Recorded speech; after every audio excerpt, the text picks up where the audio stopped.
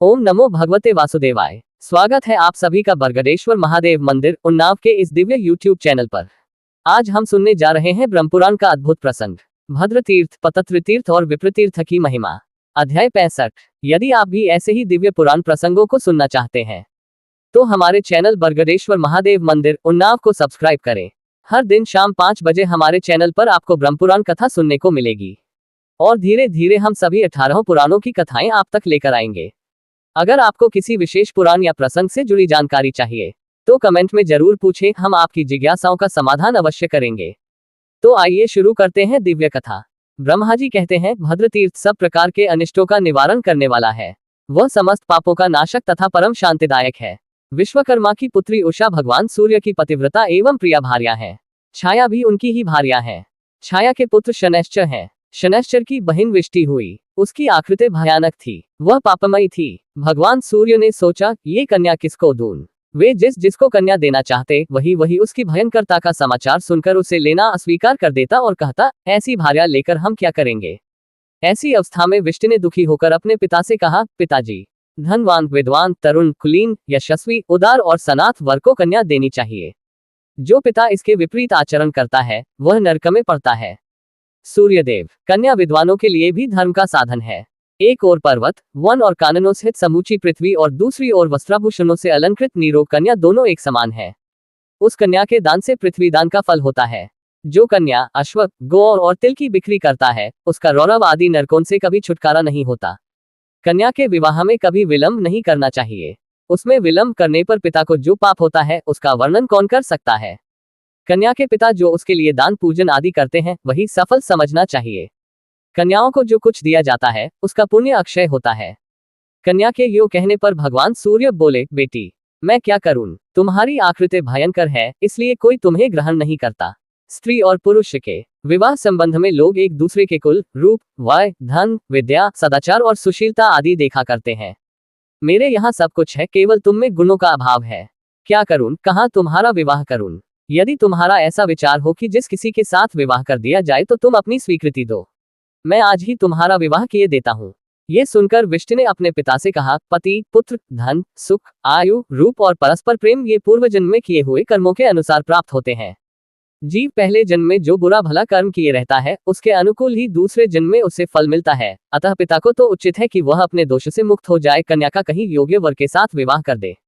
फल तो उसे पूर्व जन्म के कर्मों के अनुसार ही मिलेगा। पिता अपने वंश की मर्यादा के अनुसार कन्या का दान और विवाह संबंध करता है। शेष बातें जो प्रारब्ध में होती हैं वे मिल जाती हैं। कन्या का ये कथन सुनकर भगवान सूर्य ने अपनी लोकभंकरी भीषण कन्या विष्टि का विवाह विश्वकर्मा के पुत्र विश्वरूप से कर दिया। विश्वरूप भी वैसे ही भयंकर आकार वाले थे। उन दोनों के शील और रूप में समानता थी, अतः सदा आपस में प्रेम बना रहता था। उस दंपति से गंड, अतिगंड, रक्ताक्ष, क्रोधन, व्यय और दुर्मुख नामक पुत्र उत्पन्न हुए। इन सबसे छोटा एक पुत्र और हुआ जिसका नाम हर्षण था। वह पुण्यात्मा, सुशील, सुंदर, शांत, शुद्धचित तथा बाहर भीतर से पवित्र था। एक दिन वह अपने मामा को देखने के लिए यमराज के घर आया। वहां उसने बहुत से ऐसे जीव देखे जो स्वर्ग की ही भांति सुखी थे और बहुतेरे दुखी भी दिखाई दिए। हर्षण ने सनातन धर्म स्वरूप अपने मामा को प्रणाम करके पूछा, तात, ये कौन सुखी है और कौन नरक में कष्ट भोगते हैं? उसके इस प्रकार पूछने पर धर्मराज ने सब बातें ठीक ठीक बता दी। उन्होंने कर्मों की संपूर्ण गतियों का पूर्ण रूप से निरूपण किया। वे बोले, जो मनुष्य विहित कर्म का कभी उल्लंघन नहीं करते उन्हें नरक नहीं देखना पड़ता। जो शास्त्र और शास्त्रीय सदाचार को नहीं मानते, बहुश्रुत विद्वानों का आदर नहीं करते और विहित कर्मों का उल्लंघन करते हैं, वे मनुष्य नरकागामी होते हैं। तारांकन धर्मराज का यह वचन सुनकर हर्षण ने पुनः कहा, सुरश्रेष्ठ, मेरे पिता विश्वरूप बड़े भयंकर हैं। मेरी माता विष्टि भी भयानक ही है। मेरे महाबली भ्राता भी वैसे ही हैं। जिस उपाय से उन लोगों की बुद्धि शांत हो, विश्वरूप, निर्दोष और मंगलदायक हो जाए, वह मुझे बताइए। मैं उसे करूंगा, अन्यथा मैं उनके पास लौटकर नहीं जाऊंगा। हर्षण के यो कहने पर धर्मराज ने उस शुद्ध बुद्धि वाले बालक से कहा, हर्षण, तुम वास्तव में हर्षण ही हो। पुत्र तो बहुत से होते हैं किंतु वे सभी कुल का विस्तार करने वाले नहीं होते। एक ही कोई ऐसा पुत्र होता है जो समूचे कुल को धारण करता है। जो कुल का आधारभूत, पिता माता का प्रियकारक और पूर्वजों का उद्धार करने वाला है, वही वास्तव में पुत्र है। अन्य जितने हैं वे रोग हैं। हर्षण, तुमने मेरे मन के अनुकूल बात कही है। ये तुम्हारे नाना भगवान सूर्य को भी पसंद आएगी। अतः तुम गौतमी तट पर जाओ और वहां स्नान करके मन को वश में रखते हुए प्रसन्नचित्त से जगद्योनि शांतस्वरूप भगवान विष्णु की स्तुति करो। वे यदि प्रसन्न हो जाएं तो तुम्हारे समस्त मनोरथों को पूर्ण कर देंगे। ये सुनकर हर्षण गौतमी तट पर गया और स्नान आदि से पवित्र हो देवेश्वर भगवान विष्णु की स्तुति करने लगा। इससे प्रसन्न होकर श्रीहरि ने हर्षण को वरदान दिया, तुम्हारे कुल का कल्याण हो, समस्त अभद्रों अमंगलों की शांति होकर भद्र मंगल का विस्तार हो। भद्रम अस्तु कहने से हर्षण के पिता भद्र कहलाए और माता विष्टि का नाम भद्रा हुआ। तब से वह स्थान भद्र तीर्थक नाम से प्रसिद्ध हुआ। वह सब प्रकार से मंगलदायक तथा तीर्थ सेवी पुरुषों को सब प्रकार की सिद्धि देने वाला है। वहां भद्रपति के नाम से प्रसिद्ध होकर साक्षात देवाधिदेव भगवान जनार्दन श्रीहरि निवास करते हैं, जो मंगल के एकमात्र भंडार है। पतत्र तीर्थ रोगों तथा पापों का नाश करने वाला है।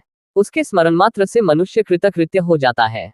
कश्यप के 2 पुत्र हुए, अरुण और गरुड़। उनके कुल में पक्षियों में श्रेष्ठ संपाति उत्पन्न हुए। संपाति के छोटे भाई का नाम जटायु था। वे दोनों अपने बल से उन्मत्त और एक दूसरे से लाग डॉट रखने वाले थे। एक दिन वे दोनों भगवान सूर्य को नमस्कार करने के लिए आकाश में गए। ज्यों ही सूर्य के समीप पहुंचे, दोनों के पंख जल गए और दोनों थककर पर्वत के शिखर पर गिर पड़े। दोनों भाइयों को निश्चेष्ट एवं अचेत होकर गिरा देख अरुण उनके दुख से दुखी हो गए और भगवान सूर्य से बोले, भगवान, ये दोनों पक्षी पृथ्वी पर गिर पड़े हैं, इन्हें आश्वासन दें जिससे इनकी मृत्यु न हो। तथास्तु कहकर सूर्य ने उनको जीवित कर दिया। गरुड़ भी उनकी अवस्था सुनकर भगवान विष्णु के साथ वहां आए और उन्हें सांत्वना देकर सुख पहुंचाया।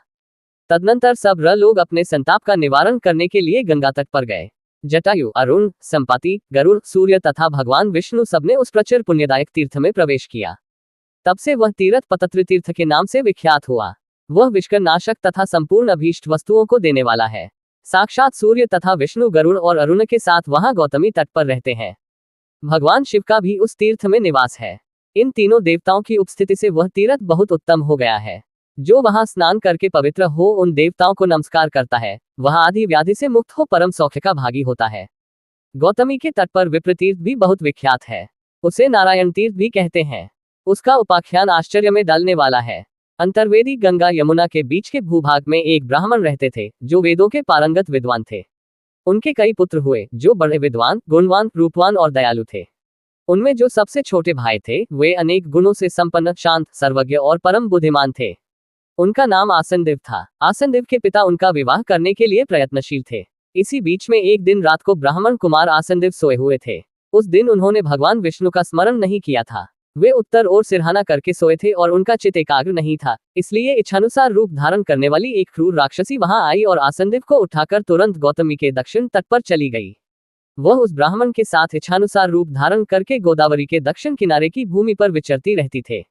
उसके शरीर में बुढ़ापा आ गया था। एक दिन उस भयानक राक्षसी ने ब्राह्मण से कहा, विप्रवर, ये गंगा जी हैं। तुम अन्य ब्राह्मणों के साथ मिलकर यहाँ संध्योपासन करो। जो ब्राह्मण समय पर यत्नपूर्वक संध्योपासन नहीं करते, वे ही देवेश्वरों द्वारा नीच बताए गए हैं। वे चांडालों से भी बढ़कर हैं। तुम यहाँ सब लोगों से मुझको अपनी जन्मदायिनी माता बतलाना, नहीं तो अभी तुम्हारा नाश हो जाएगा।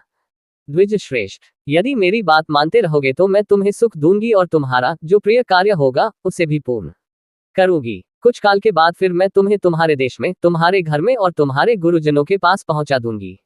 यह मैं सत्य कहती हूँ। ब्राह्मण ने पूछा, तुम कौन हो? कामरूपिणी राक्षसी ने कहा, मेरा नाम कंकालिनी है। मैं संसार में प्रसिद्ध हूँ। परिचय पाकर मुनिकुमार आसनदेव का चित्त भय से व्याकुल हो उठा, परंतु राक्षसी ने अनेक प्रकार की शपथ खाकर उन्हें अपना विश्वास दिलाया। तब ब्राह्मण ने कहा, तुमने जो कुछ कहा है मैं वैसा ही करूंगा। तुम्हें जो प्रिय लगेगा वही बात बोलूंगा और वही कार्य करूंगा। ब्राह्मण की बात सुनकर इच्छानुसार रूप धारण करने वाली राक्षसी ने बुढ़ी होने पर भी मनोहर रूप धारण किया और दिव्य वस्त्राभूषणों से विभूषित हो ब्राह्मण को अपने साथ ले इधर उधर घूमने लगी। वह सर्वत्र यही कहती कि यह मेरा पुत्र गुणाकर है। ब्राह्मण कुमार रूप, सौभाग्य, वय और विद्या से विभूषित थे और यह वृद्धा भी गुणवती दिखाई देती थी, अतः सब लोग उसे ब्राह्मण की माता ही समझते थे। वहां किसी श्रेष्ठ ब्राह्मण ने वस्त्राभूषणों से विभूषित अपनी सुंदरी कन्या उस राक्षसी को आगे करके आसनदेव को ब्याह दी। ऐसे सुयोग्य पति को पाकर कन्या ने अपने को कृतार्थ माना, किंतु वे ब्राह्मण अपनी गुणवती पत्नी को देखकर बहुत दुखी हुए। उन्होंने मन ही मन सोचा, यह पापिनी राक्षसी एक दिन मुझे खा ही जाएगी। क्या करूं, कहाँ जाऊं, अथवा किससे यह बात कहूं? मैं भारी संकट में पड़ा हूं। कौन यहाँ मेरी रक्षा करेगा? मेरी यह कल्याणमयी पत्नी गुणवती, रूपवती और नई अवस्था की है। इसे भी वह राक्षसी अकस्मात अपना आहार बना लेगी। इसी बीच में वह बुढ़िया कहीं चली गई। उस समय अपने पति को दुखित जानकर ब्राह्मण की पतिव्रता पत्नी ने एकांत में विनीत भाव से पूछा, नाथ, आप क्यों कष्ट में पड़े हैं? ठीक ठीक बताइए। ब्राह्मण ने सब बातें विस्तार के साथ बता दी। प्रिय मित्र और कुलीन पत्नी से कौन सी बात अकथनीय है। पति की बात सुनकर स्त्री ने कहा, प्राणनाथ, जिसका मन अपने वश में नहीं है उसको तो सब और भय है। वह घर में भी निर्भय नहीं है, परंतु जिन्होंने अपने आत्मा पर अधिकार प्राप्त कर लिया है उन्हें विप्रतीर्थ की महिमा किससे भय है, वह भी गौतमी तट पर, जहाँ कितने ही वैष्णव, विरक्त और विवेकी पुरुष निवास करते हैं। यहाँ स्नान करके पवित्र हो भगवान नारायण की स्तुति कीजिए। ये सुनकर ब्राह्मण ने गंगा में स्नान किया और गौतमी के तट पर भगवान नारायण का स्तवन आरंभ किया। नाथ, आप इसके अंतरात्मा हैं। मुकुंद, आप ही इसकी सृष्टि और संहार करने वाले हैं। अनाथ बंधु नरसिंह, आप ही सबके पालक हैं। मुझ दीन की रक्षा क्यों नहीं करते। ये प्रार्थना सुनकर संसार का शोक दूर करने वाले भगवान नारायण ने सहस्र वाले तेजों में सुदर्शन चक्र से उस पापिनी राक्षसी को मार डाला और उस ब्राह्मण को अभीष्ट वरदान दे उसे माता पिता के पास पहुंचा दिया। तब से वह स्थान विप्रतीर्थ और नारायण तीर्थ के नाम से प्रसिद्ध हुआ। वहां स्नान, दान और पूजा आदि करने से मनोवांछित फल की सिद्धि होती है। यदि आपको हमारे वीडियो ज्ञानवर्धक लगे तो लाइक, शेयर और सब्सक्राइब करना न भूलें, ताकि अधिक से अधिक लोग पुराणों की इस अमृतधारा से जुड़ सकें। अगर ये जानकारी पसंद आए हो तो हमारे चैनल बरगदेश्वर महादेव मंदिर उन्नाव को लाइक, शेयर और सब्सक्राइब करना न भूलें। फिर मिलेंगे नई जानकारी के साथ।